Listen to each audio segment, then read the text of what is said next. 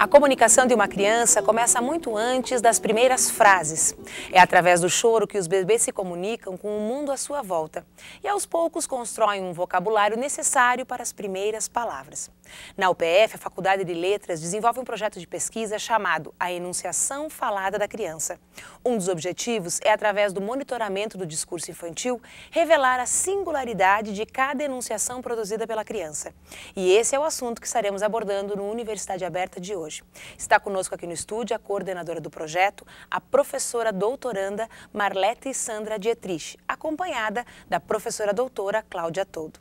Mas antes de iniciarmos nossa conversa, vamos assistir a matéria produzida pelo Núcleo Experimental de Jornalismo em parceria com a UPF-TV.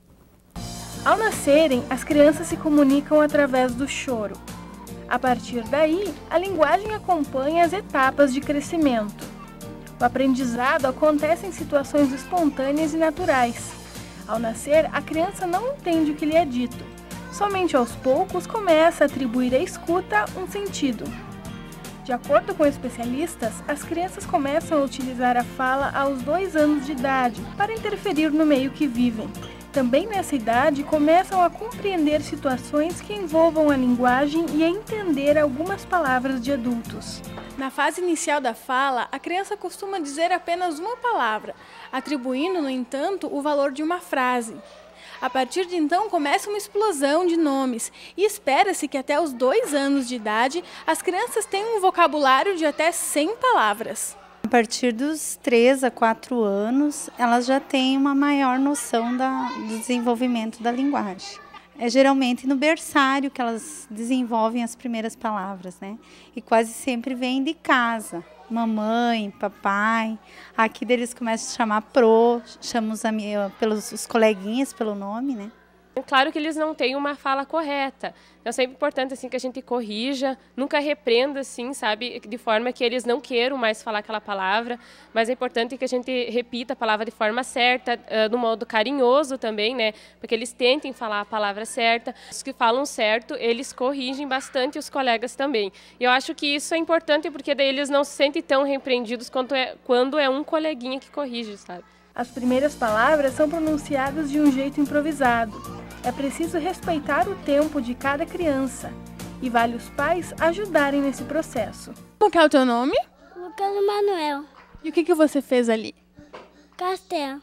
Que bonito o teu castelo, ele tem um nome? Sim. Como que é?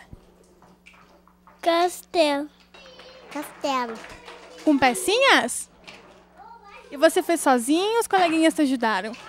Sozinho. A enunciação falada da criança é tema de uma pesquisa desenvolvida pelo curso de Letras da UPF. Mais detalhes sobre esse projeto você confere agora no estúdio.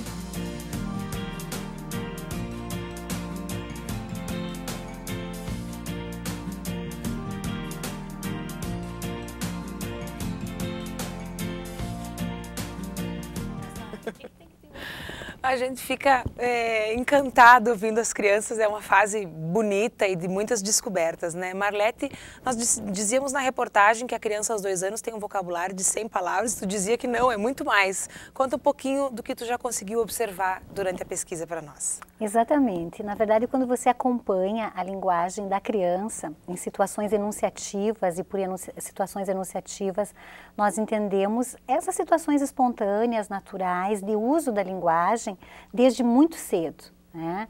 Quando nós acompanhamos as crianças nesse desenrolar todo da linguagem, o que nós percebemos, né? Que uma mesma palavra, muitas vezes, para nós é a mesma palavra. É a mesma forma linguística. No entanto, quando a criança vai usar, ela acaba usando em situações inteiramente novas e revestidas de sentidos completamente diferentes, né? É o caso da palavra castelo, quer dizer, quando a criança usa castelo para se referir ao castelo como objeto que ela criou, é uma palavra. Quando ela nomeia aquela situação como castelo, ela já revestiu de um outro sentido, quer dizer, como se fosse um título, um rótulo. Então também o conceito de palavra aí faz com que a gente repense um pouco os conceitos gramaticais que nós temos. Em que situações tu observou ou tu tem observado essas crianças? Porque aqui nós vimos situações de sala de aula, mas existe a situação que é a situação de casa. Quando é que começa esse processo e aonde a tua pesquisa se concentra em observar? Na verdade, a minha pesquisa, ela trabalha com crianças já a partir de 1 ano e meio.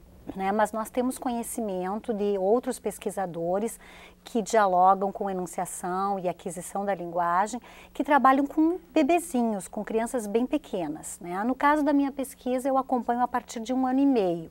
E em que situações? Situações extremamente espontâneas, em que eu acompanho essas crianças se comunicando com a mãe, com o pai, com a tata, com os coleguinhas, as coleguinhas de escolinha, os coleguinhas primos, os amigos.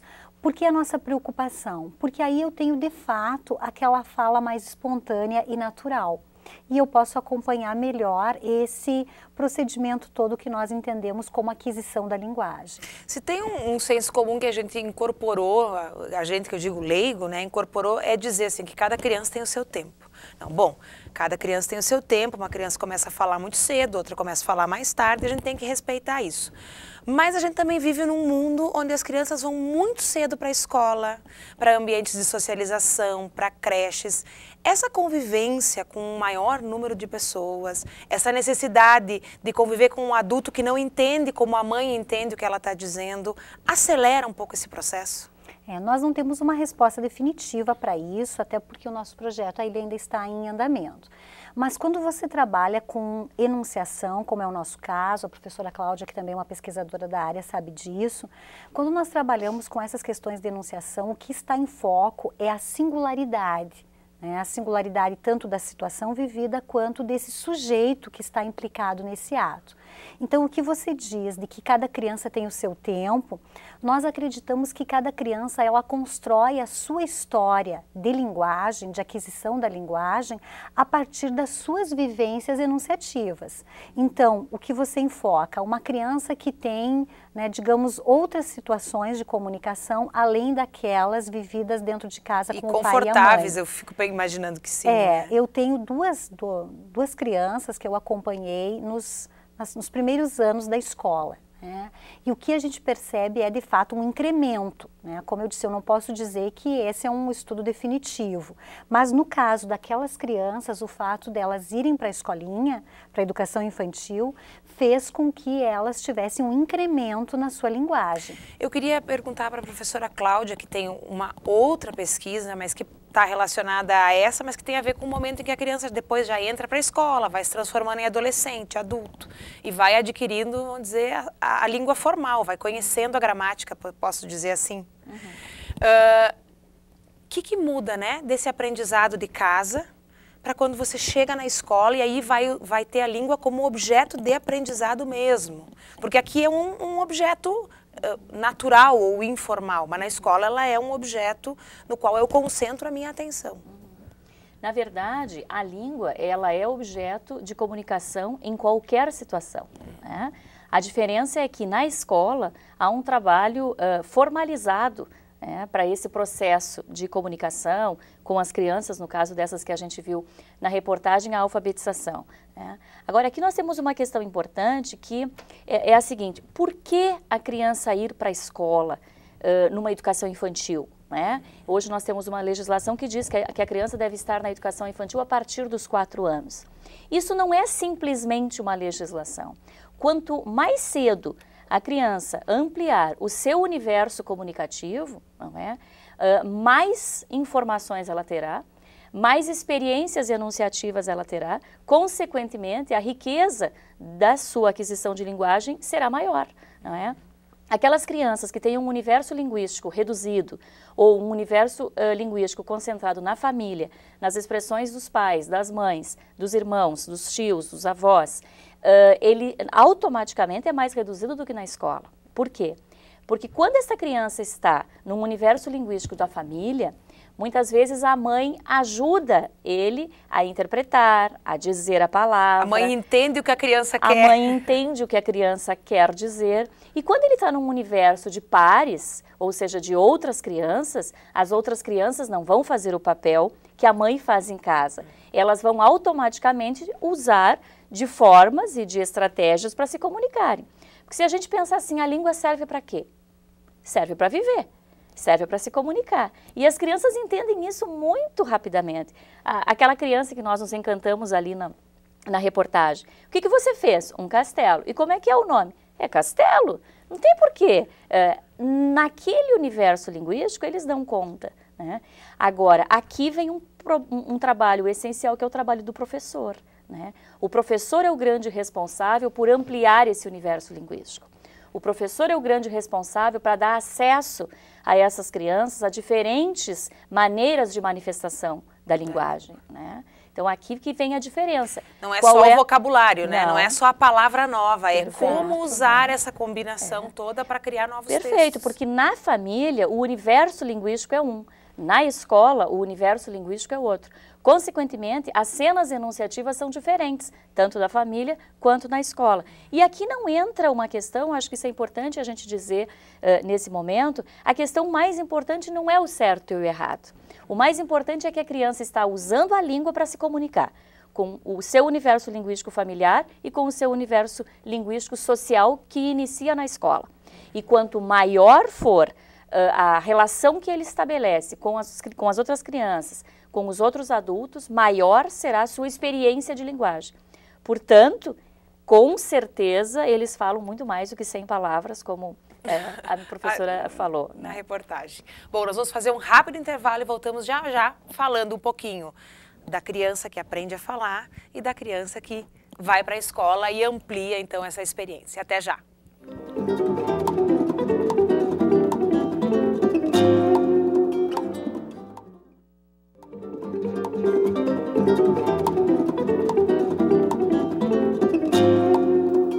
Estamos de volta com a Universidade Aberta de hoje.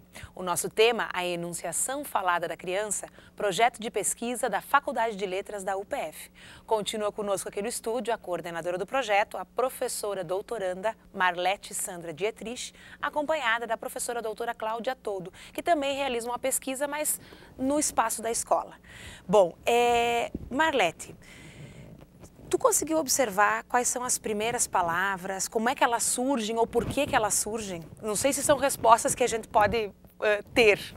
Certo. Na verdade, como nós dizíamos no bloco anterior, cada criança ela vai construir a sua história a partir da vivência de determinadas cenas enunciativas. Eu pergunto isso porque a gente tem aquela expectativa de que a primeira palavra é mamãe, papai. Exato. Né? Como nós falávamos antes, na verdade, em geral, né, salvo raras exceções, a criança ela começa esse trabalho todo com a linguagem no seio familiar. Então é de se esperar que as primeiras palavras dela, e isso acontece não só na língua portuguesa, em outras línguas também, né, que as primeiras palavras digam respeito a essa realidade da família, né? Sim. E aí nós já chegamos a um outro ponto que é a questão cultural. Né, observando essas crianças e tentando analisar essas questões enunciativas, o que nós percebemos? Que muito do que a criança ela aprende e ela desenvolve no seu processo inicial de aquisição é de interferência cultural. Né? Nós partimos do princípio de que a linguagem, né, ela não é, na verdade, a aquisição de uma língua ela não é uma faculdade natural. Né? A aquisição de uma língua ela acontece pelo viés cultural. Da cultura. Quer dizer, se essa criança nascesse em outro país, ela aprenderia a falar outra língua como ela aprende a falar a língua portuguesa. Automaticamente, quer dizer, não existe uma língua mais fácil ou mais difícil para a criança. Tá, e aí eu vou fazer de novo o papel da curiosa, né? E essas crianças que convivem numa família onde se fala 2, 3 línguas, elas aprendem tudo isso de uma forma espontânea? Claro que a nossa pesquisa não dá conta disso, mas nós temos conhecimento, né, pelos linguistas com os quais nós trabalhamos, que sim, uma criança que é exposta nos primeiros anos de vida a mais de um idioma, ela vai aprender a usar esses idiomas todos e sem misturar regras de um com regras de outro. Eu li um texto esses dias do Flusser, que é um filósofo que passou muitos anos no Brasil, né? E ele dizia que a língua tem um espírito e que para construir um texto ou uma frase numa língua, eu uso de estratégias diferentes do que para construir na outra, ainda que eu queira dizer coisas muito próximas, né? E a criança aprende essas estratégias? Perfeito. Uma questão assim muito interessante na minha pesquisa, que está muito posta nos fatos enunciativos observados, é a questão da entonação. Porque nós falávamos das formas linguísticas, né? A criança aprende palavras, mas juntamente com o aprendizado das palavras, ela aprende, e aí está a singularidade de cada sujeito que se enuncia, ela aprende como usar essas palavras. E uma questão que chama muito atenção no nosso projeto de pesquisa é esse aspecto vocal, como chama o teórico com o qual nós trabalhamos, Benveniste, ele chama do aspecto vocal da enunciação. Nós entendemos no nosso projeto o aspecto vocal da enunciação como essas questões ligadas principalmente ao tom, à entonação. Então, uma criança, ela sabe muito bem fazer uma entonação quando ela está brava, quando ela está feliz, e ela sabe também interpretar a entonação do outro. Então, quer dizer, converter um sentimento numa entonação vocal é algo cultural também. É algo cultural, nós entendemos como cultura. E aí, respondendo à pergunta que tu tinhas feito anteriormente, quer dizer, como chega a isso? Pelo viés do outro, quer dizer, é nessa interação com o outro, é na relação com a mãe. Como modelo também. Também como modelo, como a Cláudia dizia antes, quer dizer, quanto mais agências de formação e de interação essa criança tiver, né, maior vai ser o desenvolvimento e o incremento dela. Né? E esses aspectos culturais estão presentes aí. Agora, Cláudia, a estratégia também é uma grande questão da escola, né? Quer dizer, ajudar ou, enfim, construir um ambiente em que esse aluno possa testar as diferentes estratégias para dizer coisas diferentes. Como isso atravessa a tua pesquisa? Na verdade, aqui nós temos um outro ponto importante nisso que a Marlete diz, que é o acesso aos bens culturais, né? E aqui a minha pesquisa trata de princípios metodológicos para o ensino de língua numa perspectiva enunciativa. Então veja, se para essa criança aprender língua, ela precisa relacionar-se com outras crianças, né, para ampliar o seu universo linguístico e as suas relações linguísticas, isso é automático, né? Muito bem. A aprendizagem é automática. Uma questão de verificar como que a língua funciona e como que isso se estrutura, aí já entra a figura do professor. Né? O professor é o grande responsável por fazer a mediação desse processo. Né? Como que ele pode fazer a mediação? Conversar as crianças conversarem entre elas é algo que o professor nenhum consegue segurar. Né? Aliás, os nossos alunos falam demais na sala de aula, o que é ótimo, é muito bom. Ele só tem que saber um pouquinho quando, mas enfim, é ótimo.